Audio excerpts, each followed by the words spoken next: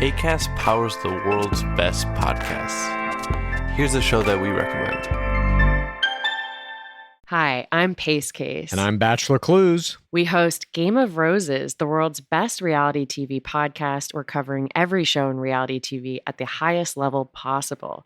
We analyze The Bachelor, Love is Blind, Perfect Match, Vanderpump, and anything else you find yourself watching with wine and popcorn. We break down errors, highlight plays, MVPs, and all the competitive elements that make reality TV a sport. And we interview superstar players like Bachelorette Caitlin Bristow and Big Brother champion Taylor Hale. If you want to know so much about reality TV, you can turn any casual conversation into a PhD level dissertation. You definitely want to check out Game of Roses. Acast helps creators launch, grow, and monetize their podcasts everywhere. Acast.com.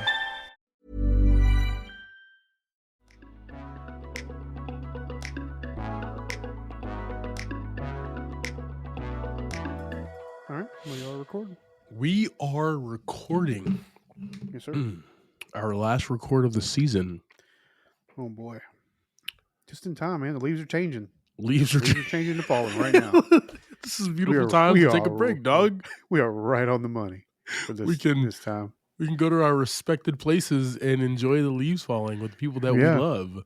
Yeah. You have your lovely wife, and I have you. So the three of us will go enjoy the leaves, dude. You know what I mean? Right. Oh shit, dude. So word on the street, man. I heard on the rock station. I turned it on today, and they're talking like Jose Javier was rocking out last night, man. What was going down? Yeah. I heard the roof came off. A friend of mine asked me to come play in a cover band for one-off show. Me and some other of his former bandmates all came together, and we put on a little show last night. Just for some friends and family, his friends and family mostly. They're getting ready to relocate, so they decided to have a little pig picking, and we just had a good time and played some music. Nice, man. Nice. Yeah, it was a good time. It was very small, and we were very loud, so that's the vibe. Energy was good. Yeah. That's the vibe there. How was the pig? Oh, so delicious. It was smoked for, I don't know how long they did it, but they were there for a long time. Nice. It was fantastic. Yeah. Oh, man. So, yeah, it was a fun night. I think I got home at like 11:15, maybe. A little late. Oh, you was cutting it. I was pushing it. You pushed that curfew. We were, it was hours of just storytelling is all it was, man. It was so much fun to catch up with these guys. Gotta love. Oh, you know these guys. Yeah. I mean, there's people that I haven't seen for like 18 or 19 years, because when I was in the band with Scott, that was like 19 years ago almost. Yeah, I know, dude. So these other guys that are his friends that I met back then, gotcha, were around. I'm like, I ain't seen you in like almost 2 decades. It's crazy. Yeah, man. So it's just storytelling from everybody's journey up until now. So it was a pretty good time. Good stuff, man. Good stuff, my guy. Yeah, dude. So what'd you get into last night, or the night before, or any other night? Just whenever. Since I haven't talked to you last time. The awkward leading, like we don't talk every day, guys. Yeah. Man. I've been good, man. I am enjoying life. Mm-hmm. Liberty in the pursuit of happiness. I made this really amazing Asian inspired dish the other night, dude. Okay. Like a fried rice thing with like chicken and a bunch of other stuff, man, which was just fabulous. Love that. Watched The Cabin in the Woods this morning. Really? Yeah, it was awesome. It was absolutely awesome. Again, like that's like one of those movies that I just like. If I see it, playing on an app, like I'm hitting let's go. Is that early 2000s? That was like right after he did like Avengers, I believe. Because Josh Whedon produced it. You said Cabin in the Woods, right? That's the one you said? The Cabin in the Woods. Yeah, that was 2011. Okay. Oh, it was right before that then. Gotcha. Yeah. Yeah. Cabin in the Woods is such like a really dope film, man. Mm-hmm. It's got our boy Chris Hemsworth. Yeah, it's been a minute since I saw that. It's on Max right now. Give it a watch. You'll laugh your ass off like you did the first time that you watched it. And it's one of those movies that do never get stale, and I love that, dude. Yeah, it's a movie that can be, as again, a time capsule. That this movie could have came out in the 80s, the 90s, the 2000s, and like all the way up to now, and still be really good. Unlike Will Smith's 1998 seminal film "Enemy of the State." That's beside the point, though. yeah. Got a lot of opinions on that. Other than that, man, just really enjoying life, bro. Probably gonna go see a theater show this upcoming week. Okay, gonna go see Wicked. Wicked's in town, production of it, so I'm gonna go. Where at in town? In Charlotte at one of those theaters.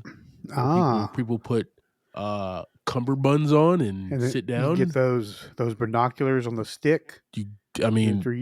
There's no other way to watch a theater show. That's it. Right. Yes. So I was asking, just making sure. I'm not even in like a balcony seat. I am in the front row, and I have those. I just want to know you were going to a legitimate theater, as well as my insights were about. You know what I'm gonna do now, though, right? The next movie I see at the Regal, I'm using those glasses. I'm using those.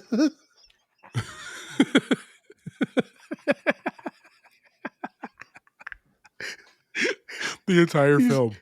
I'm gonna sit in the back. See like a little bit of the screen in the middle though, because they're I'm gonna sit in the back. We're good.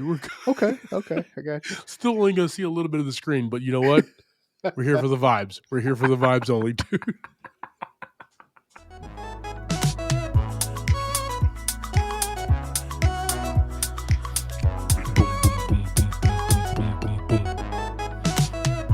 Welcome to this episode of Movie in a Pod. I'm Clyde Smith.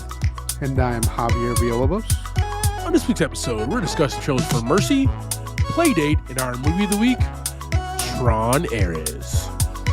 Jared Leto with long hair, guys. Who would have thought it? Not me. Not me.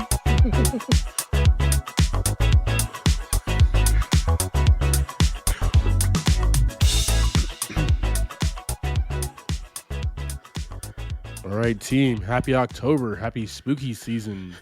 October already. What's the scary movies that y'all are watching, man? That's what I want to know. It's got to be something, a little bit more tough than Hocus Pocus and Halloween Town. Give me some kind of horror film, team.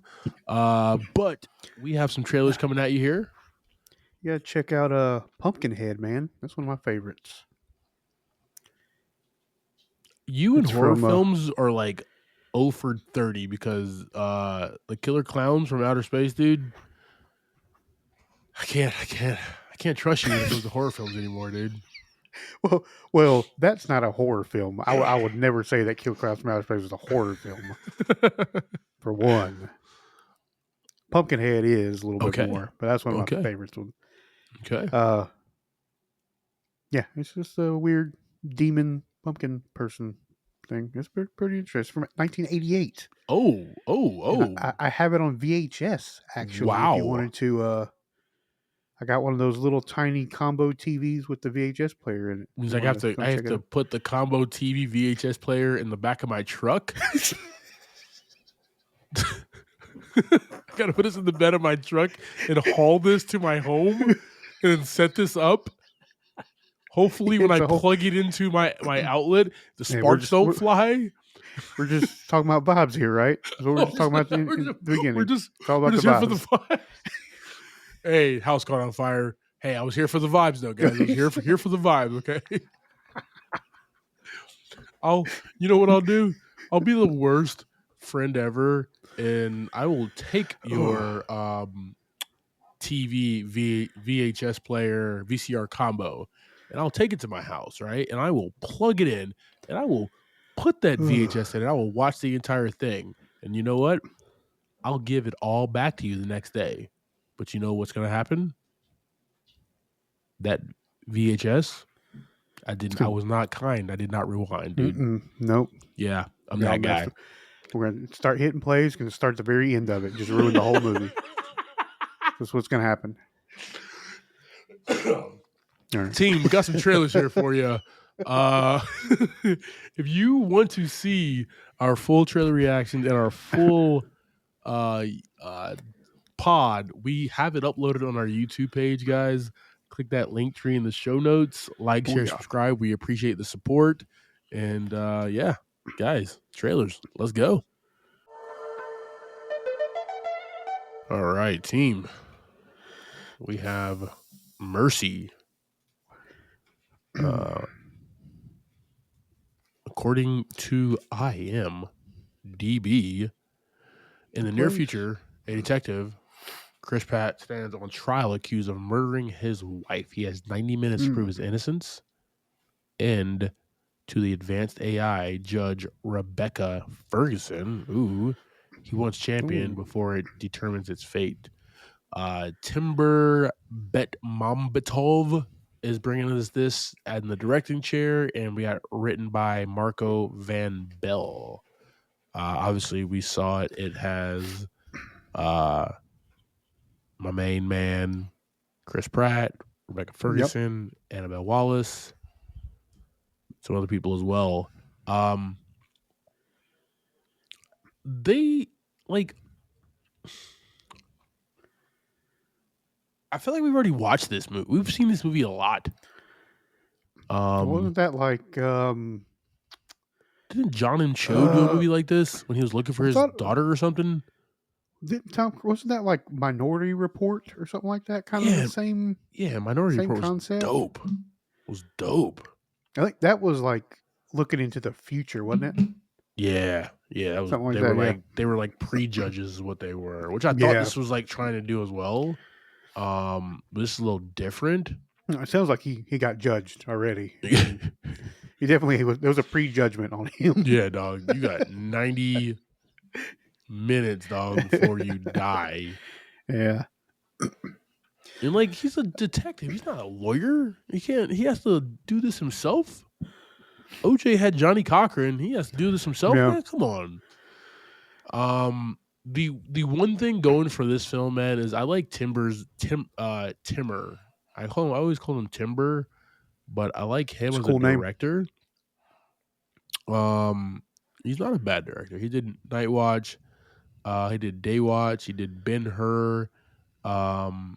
He's done some really interesting films, and like he has a really good style to him. Gotcha. Other than that, I mean, I'm not really gonna lock in. Rebecca Ferguson looks amazing, like always, but this is not a film that really entices me. Yeah. It's not giving us anything new. Like, I don't want to watch a film about people watching a film. And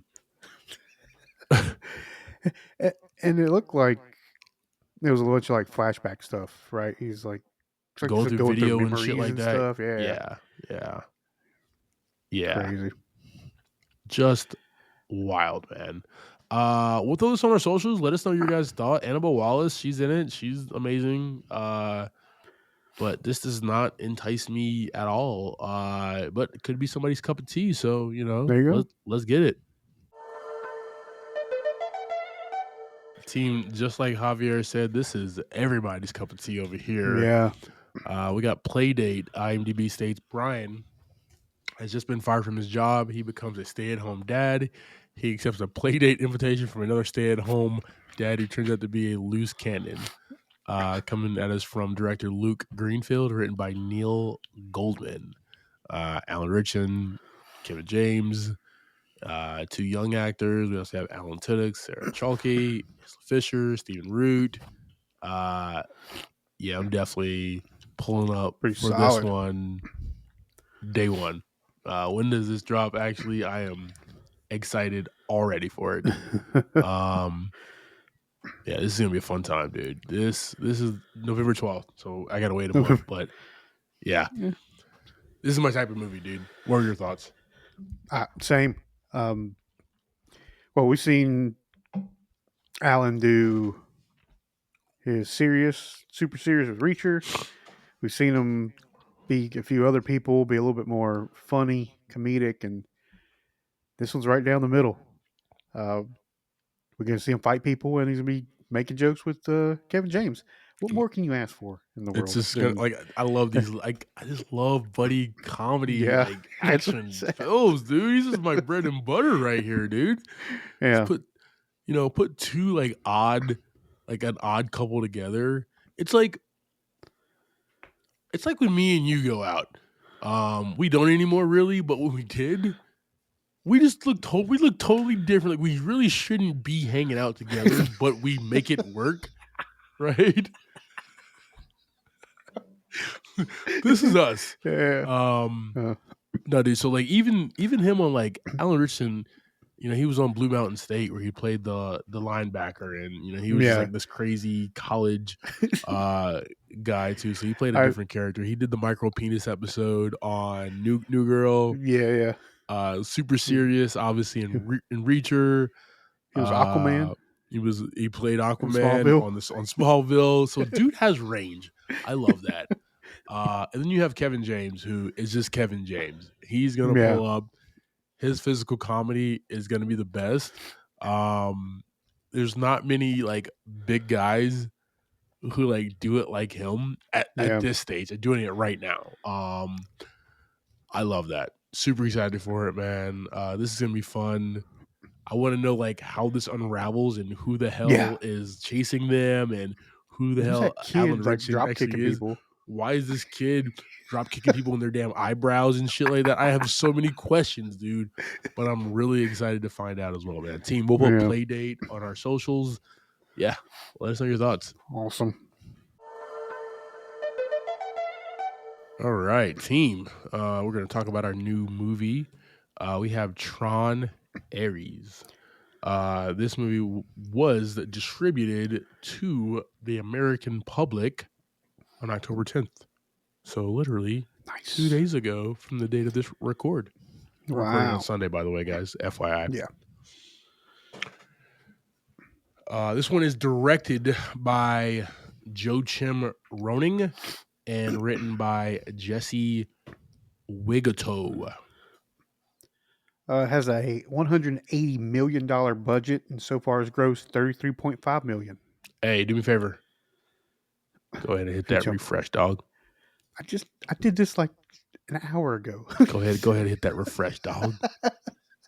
Go ahead and hit that refresh player. Well, I don't have it pulled up, so I gotta go find it now. Can I hit you with the assist? Tag me in, dog. Yeah. Let me get that.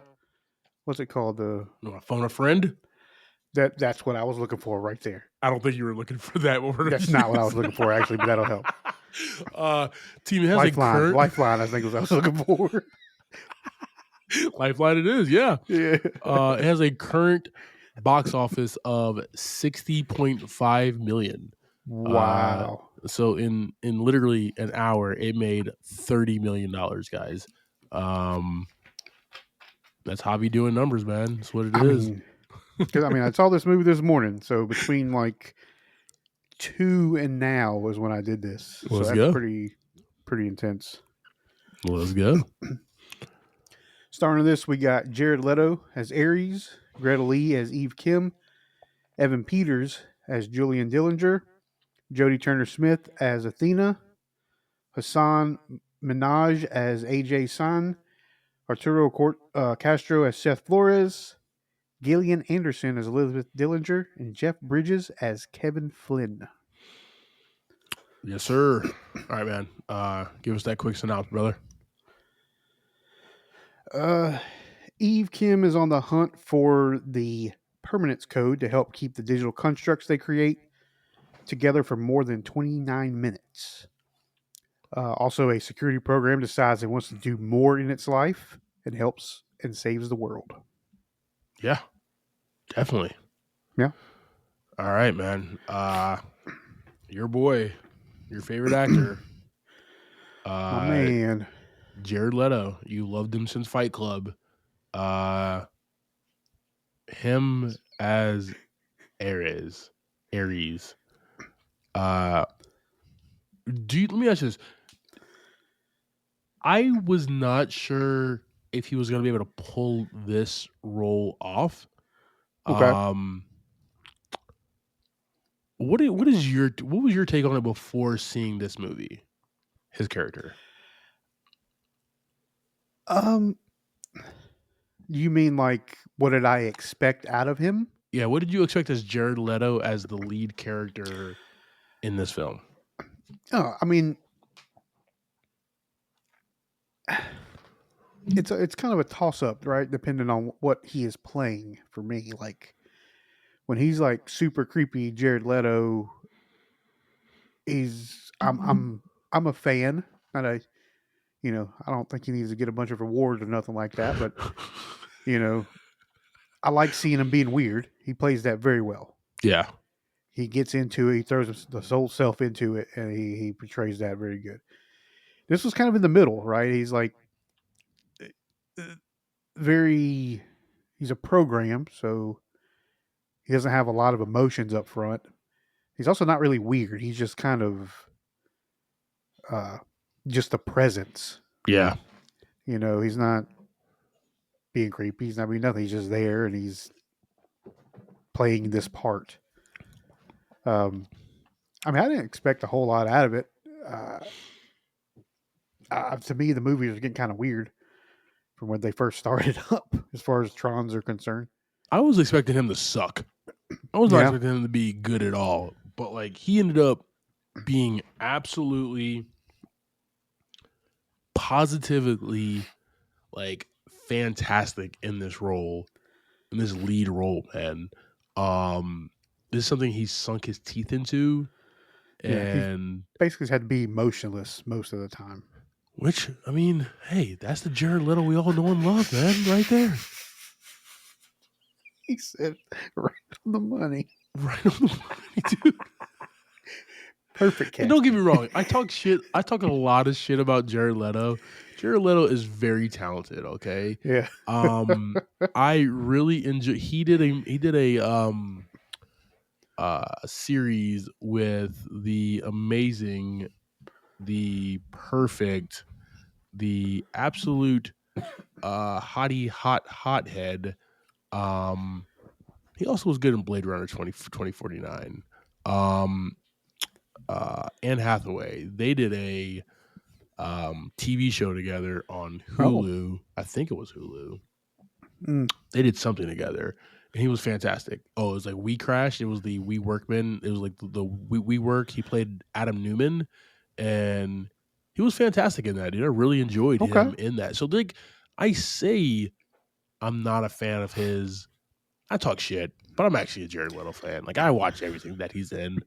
And he's fantastic in everything that he's in, except for Morbius. I don't know what the hell that was about. Yeah, it was just that whole movie was just didn't have a good go. The whole thing wasn't going well. But like he is a guy who is just. You're right. Sinks himself all the way in the road. He's a method actor, and this like him as Ares was just brilliant.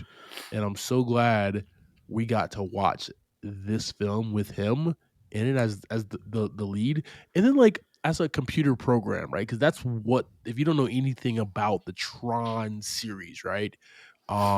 It's users going into the game, but this is a program coming out of the game, coming out of that digital world and into like the real world, is what's happening. And he's out there with Athena, and she's all mission driven, and he's like, "Whoa, there's more to life.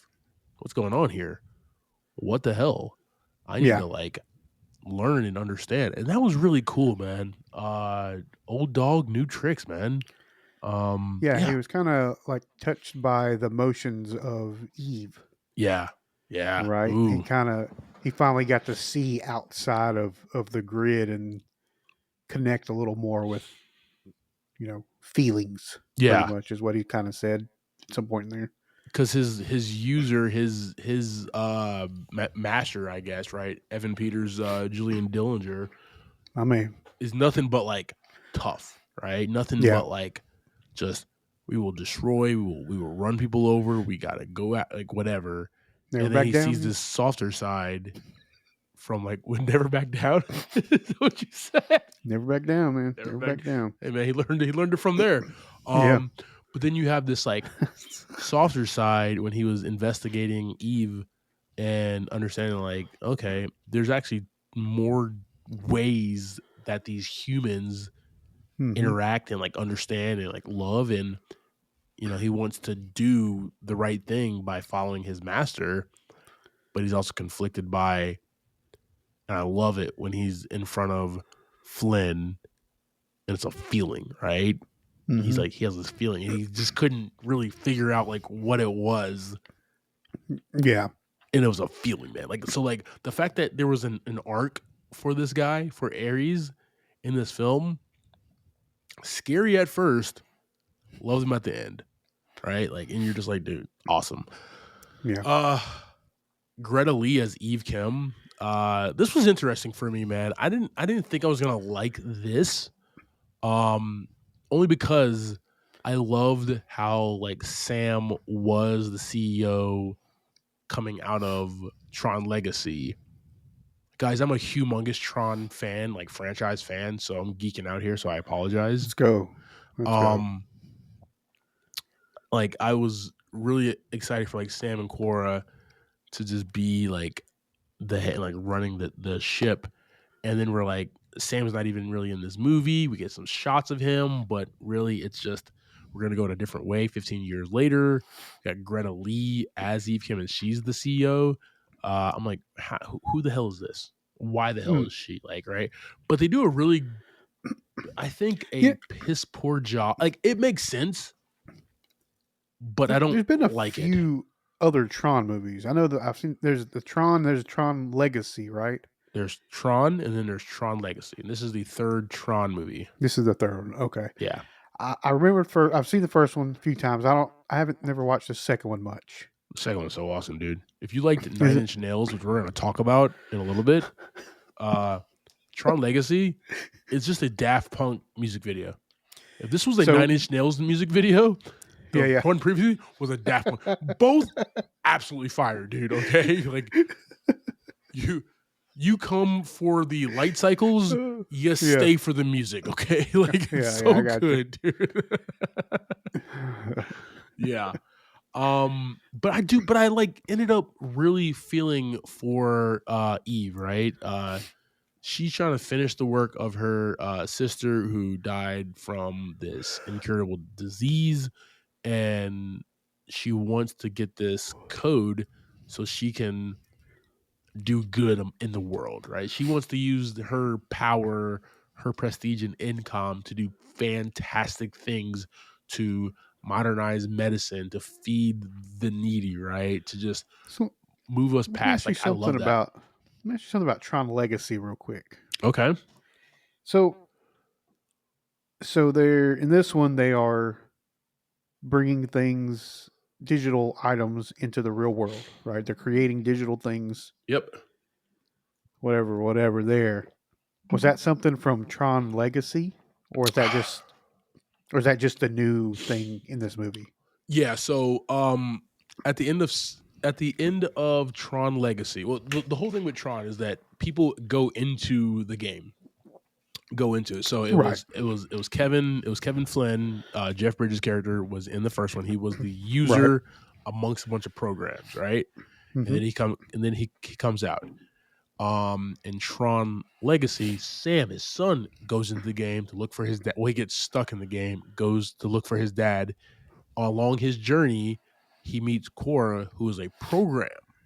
They come out together. So at the end of Tron Legacy, there is a program that is outliving. Now, Gotcha. The only thing that's weird is like, they can't like in Tron Ares that I'm really just realizing now, core should have been done after 29 minutes, right? Like with this logic, right? So what is That's interesting what I'm about trying to her figure out. compared to Ares, but like maybe it's just the technology that was used to get out of it. I don't know, right? Yeah. We'll workshop, we'll write something, we'll backlog. She has this, Infinity Stone. Who knows? They'll figure it out, right? Or you don't. It's just different technology, like you said. Yeah. But yeah, that's kind of what that vibe is. So now they're trying to bring it out, but like we'll get to Evan Peters, Julian Dillinger in a second. Greta Lee is here, wants to get that preserve code or whatever the hell it's called for the good of the world. Evan Peters, Julian Dillinger, and Dillinger is always the villain of these films, Of course. the antagonist, right? He, as the CEO of Dillinger Systems, he's looking at Ares and Athena and their in these programs as weapons, Right. and trying to sell them to the military, right? Not really doing good except for killing people. Cool, awesome. I was about to say, which is cool in the sense of what he's trying to do. Right. Let's not send in people. Let's send in resources, or not. I guess resources, really, Yeah. instead of actual people. But his mindset's what makes it dangerous. Yeah, his methods are not legal. It's cyber espionage is literally what it is. When you're up in the penthouse, man, you do whatever you want to do up there. I guess so. Hey, dog, when you're the CEO of Dillinger Systems, they let you do anything, man. You know what I mean? You're looking over the city out your corner office. You do whatever you want. Just lucky. But like Evan Peters does a really good job as this character because he's likable and hateable at the same exact time, right? Like you understand his motivations. It's money and making sure that his grandfather's company finally comes out of the shadow of income. Yeah. And it's like by any means necessary. And that's where the villainy, right? The antagonist kind of comes into play. It's fun. And I actually enjoy watching him as the villain. He actually slides more into more until and we'll talk about Gillian Anderson in a few minutes. Like until real. Until like what happens to her. Like, and at that point, you can't stop what you did, dude. Like this it's almost like kind of what my theme is going to be as well for this film, like what they were talking about. Like you start on this path. At the end of the day, keep on going down this path with AI, guys, right? Like it's going to be hard to stop, but you know what? We're already here. So Skynet's already active. Opposite of Ares, we have Athena, who is the female version of the super program. She's the second in command of like the program team for Dillinger Systems or whatever, their security team. She's the ultimate badass. I like that she actually becomes the villain as well. And it's not out of like hate, right? She's a program, right? She's a bit of code. Yeah. It's out of like, this is what I'm told on my program. This is what I have to do. I know nothing else. I am nothing if I don't have a command. Right. It's almost like how when the military is told to do something, and it's just like, I mean, this is the command from our higher ranking, our commander in chief, whoever. Like, I have to do this, right? Yeah. Good, bad, or ugly, I have to do this. And that's like real world shit right there. So you almost like feel for her, right? But I love the moments where she's in battle and she feels the water come down. Right, it's something that she's never felt before, and she has a moment. She has a feeling. Right, feeling is going to be a reoccurring term here in this film. What it is to be human, and she has that. I really enjoyed that she had that moment, but then she de-reses and comes back with a big ass ship. So it's just like, did you really learn something? Like, did you really learn something, Athena? Excuse me there, man. My man Hassan Minaj. What's up? Oh, I was just gonna say that part where it starts escalating, right? To like, I got to get my objective complete. Is the thing that's kind of the motivator in a lot of the movies, is like actually getting the feeling of humanity. Yeah. And pretty much tells you, just keep the AI in the grid. Just keep it in there. Don't let it out. Don't you pull it out. Don't you pull it out. That's when things turn. That's when things turn for the worse. Y'all really just trying to be like, hey man, just keep it in there. You know, keep it connected to like batteries we can take out of it or something. You know what I mean? Gosh. Keep it up to a plug or something that I can just yank that damn thing, dog. And it stops, man, like a vacuum or something, guys. Shit. Yep. We got the same way. We got Hassan Minaj as AJ Singh, Eve's business partner in the CTO of Incom. And I will say this, man, just coming from two men of color, I love that this is a film of great diversity, right? Eve Kim is played by the fantastic Greta Lee. She's fantastic. Jodie Turner-Smith is Athena, right? Beautiful black woman. Hassan Minaj, you know, he has he's a brown guy. What are those guys? You know what I mean? I say that he calls himself a brown guy. That's why he's got the corner office, you know. You know, he's Indian American, so he's just fantastic himself. I've also seen him live a bunch of times, man. He puts on a good comedy show. Oh, okay. And you know, not a big role for him, but in the places that he was in, I really enjoyed him. Like Hassan Minaj is a good looking guy.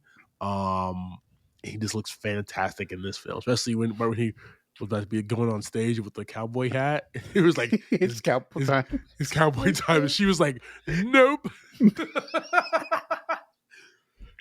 So good. Good job, Sarah.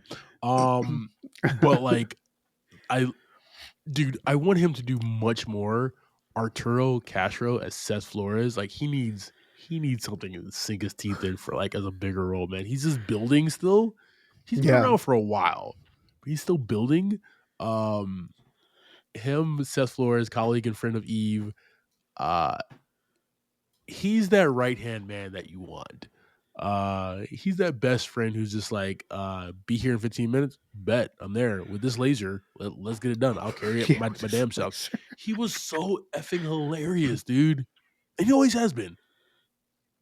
His comedic timing. Did you watch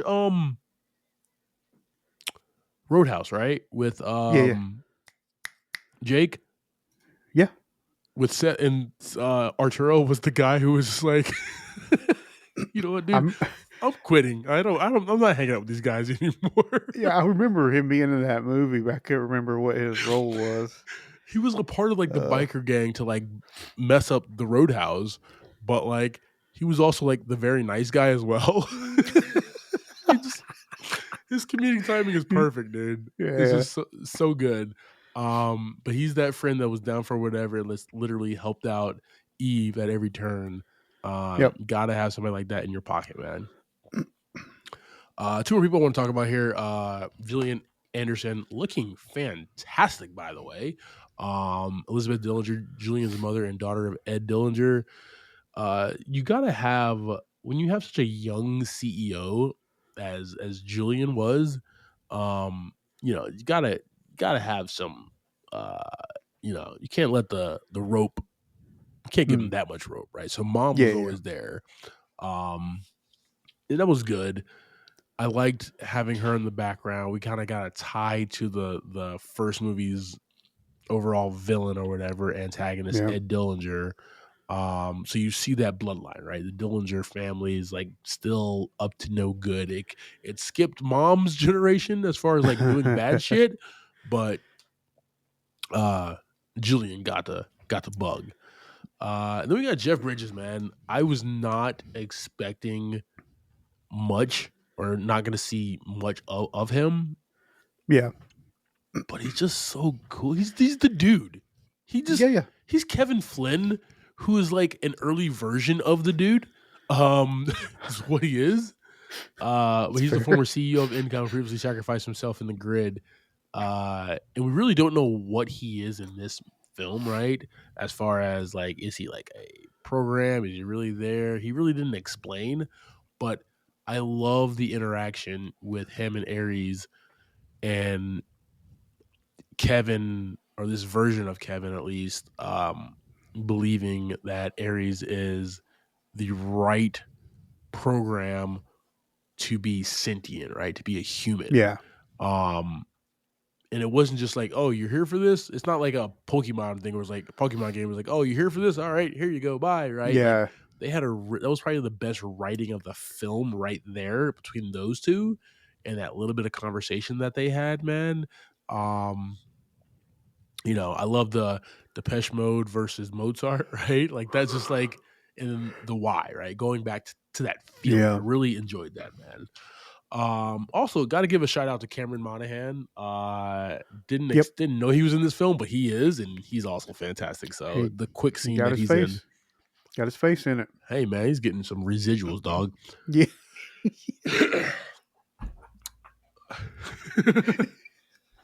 Yeah. All right. So like Tron Legacy, you get a little bit of like the sexiness of the city, and then you're basically in the grid for the rest of the movie. Mm-hmm. This, man, we go back and forth. We go back and forth so many times between like the city and the new 2015 grid. We even go back to that 80s grid, right? And this everything. This is a blockbuster film, man. This is why we go to the movie theater, man. This is a beautiful film. The city looked amazing. Dillinger and Incom, both of those buildings looked awesome. I loved being on that Dillinger floor where the lasers are, man. The lasers. Freaking laser beams, man. I just loved it, dude. And then that grid. Yeah. That grid, when they're trying to leave and go to like the transport area or whatever to get back in the real world, Ares and Eve. That shit was just, I just really enjoyed watching this film, man. Just like, there's just, you took beautiful images and just placed them in this film. And I was just smiling ear to ear. Don't matter if we were in the real world or we were on the grid, dude. And I really smiled when we were back in the 80s. That was really cool. That brought me back, dude. I just watched the original Tron a couple weeks ago too to gear up for this, and I was like, "Let's go, dude. Let's go." But like I said earlier, dude, why we're really here, why we're really doing this pod on Tron Airs, it's not about Jared Leto, it's not about Greta Lee, right? It's not even about Jeff Bridges, right? It's about Trent Reznor and Atticus Ross and their cameos as the two F-35 pilots, which I'm just learning about right now via Wikipedia. But really, we got a whole soundtrack from Nine Inch Nails, dude. You're so excited. I am, because they're so good. It was so, dude. I bumped it on the way home from the movie theater, dude. Oh, all right, okay. Big fan. Fan. This was so good, dude. Talk about setting a mood. The last time like a mood was set like this for me, there was 2 other times. Obviously we talked about Tron Legacy with Daft Punk. That was fantastic. But before that, phase 2 of the Infinity Saga, phase 2, right? So the second tier movies after Avengers was all done by one guy. Yeah. And it was like everyone was fantastic. Brian Tyler did the entire season 2 of the Infinity Saga, and he just set the mood for every one of those films, man. And it was just really good and really fun, and I just absolutely loved it. That's what Nine Inch Nails did for this, man. It was a character. The music was a character in this film. Yeah. And you felt it. I don't know. That's kind of what you got to get from a good video game, right? You want to have some of that. Yeah. That background music's got to help you out. You can't, dude. It's got to be part of it. So good, man. I was just like, y'all can just stop talking for a minute, all right? Let the music ride. You don't have to come back on screen, guys. Turn it up. Basically, give me some more chase scenes. This is awesome. Yeah. All right, dude. I do have a theme here. All right. What it is to be human. That's what a program is asking. But I also love that he didn't know that he needed to even ask that question, right? He didn't know that was going to be his mission. He was going to defy the odds, right? But also like another fight between good and evil. A company who wants to do good with the technology, right, of the future. And then there's a company that just wants to make weapons. Once again, understandably good. We keep people safe, but the application, like, it's eventually going to be used for making weapons. Don't get me wrong. That's going to happen. When it gets on the open market, it's going to be there, right? That's usually the way it starts anyways. They didn't make 3D printers, right, to make weapons. That wasn't what they set off to do, right? But what happens, right? Shit happens. I get it. But the fact that you have this one company who wants to save lives, another company who also wants to save lives, but in an indirect way, killing other people as well. So that's what this film is about, man. Yeah, just a good theme. Let's go. All right. All right, team. That's our conversation about Tron Ares. JV, give me your thoughts and ratings on this film, brother. Yeah, man. I feel like you were a little bit more excited about this one than I was. No doubt. Yeah, no doubt. I'm gonna give this one 3 buckets of popcorn. Okay. Okay. We're no longer friends, but okay. Here's my reasons why. It was a long movie. And within that long movie, there was, for a movie that I feel like was going to have a lot of action, there was a lot of non-action throughout this movie as well. And that's your thing. We know right. that. Damn right. It really didn't pick up for me much until they got to, until they hopped in that Civic. When they hopped in that Honda and started hitting the road, that's where it kind of picked up my interest a little more. Okay. Turns to the Fast and the Furious. I get it. Yeah, dude. up until that point, it wasn't boring, but it was just like, I guess there was just a lot of stuff happening that I wasn't connecting to. Gotcha.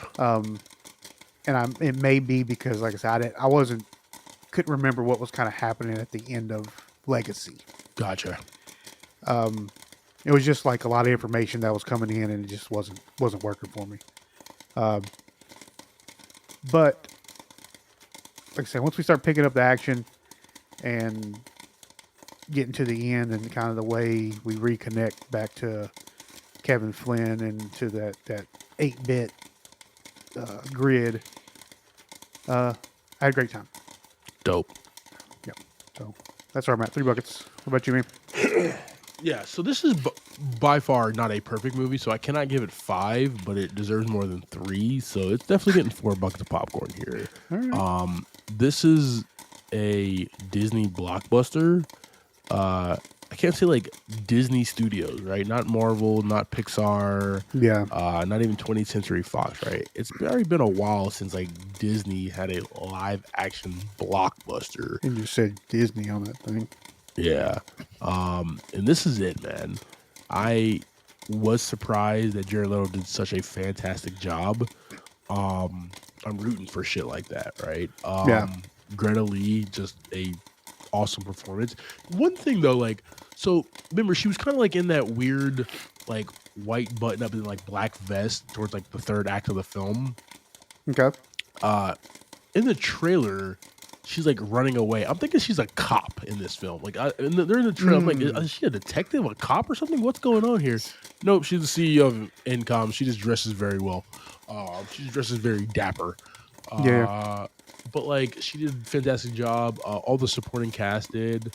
I love the turn of understanding a program, just like taking the idea of a program coming out in the real world, man. It was just really fun, fresh idea. I hate when people rehash things, but I love Top Gun Maverick and I love Episode 7 of Star Wars, where it's literally the Death Star run. Both of those films are just the Death Star run, okay? Top Gun Maverick and Rise of Skywalker, The Force Awakens is nothing. Gotta hit that exhaust fit, man. Gotta hit the exhaust fit. That exhaust manifold. There's only room for one at a time, man. One missile. So I love that this was a fresh new take on a IP from the past, and you're giving us something new, man. So this gets 4 buckets. The soundtrack was just phenomenal. It takes you into this digital world. And yeah, like this is the type of movies that I like, dude. You have a lot of great, fantastic action, but the themes, right? Why are we making this film? What is this about, right? It gets a little weighty. You're right. It does get a little weighty with the words and what they're talking about. But that's where like Jared really shines. Greta really shines, right? Evan, even like with his mission, right? Athena, Jodie Spencer, they really shine with these ideas and conveying them. And we got to hang out with Jeff Bridges, man. The dude. Can't beat that, dude. Solid scene. Yeah. Solid scene. Oh, he's all, man, just chilling in the robe. You think he's wearing anything under that toga? No. he said, no. Guys, I'm showing up. Yeah. No draws on, dude. No draws today. Sorry. Yeah, 4 buckets of popcorn, man. Awesome. Hey, team. Thank you for subscribing to this week's episode, talking through Tron Ares. Team, I just want to let you know that concludes season 57 of MIAP. Hey, man, pat yourself on the back. 57 episodes, 57 seasons, dude. We're doing big things. We will catch you guys in a few weeks, so keep a lookout.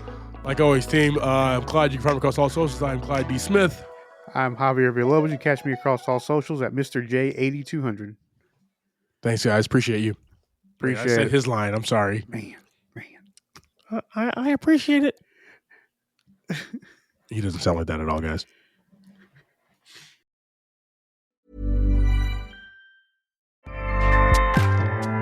Acast powers the world's best podcasts. Here's a show that we recommend. This season on The Dream. Supplies are being provided by nurses who run out in the middle of the night and purchase diapers. But the hospital is still charging as if they still have these items. We are digging into every topic we've ever wanted to cover on this show. It's a spinning plate analogy. The second that you stop spinning those plates, that crashes. So you can never stop working. The Dream Season 4 comes at you weekly starting Monday, January 20th.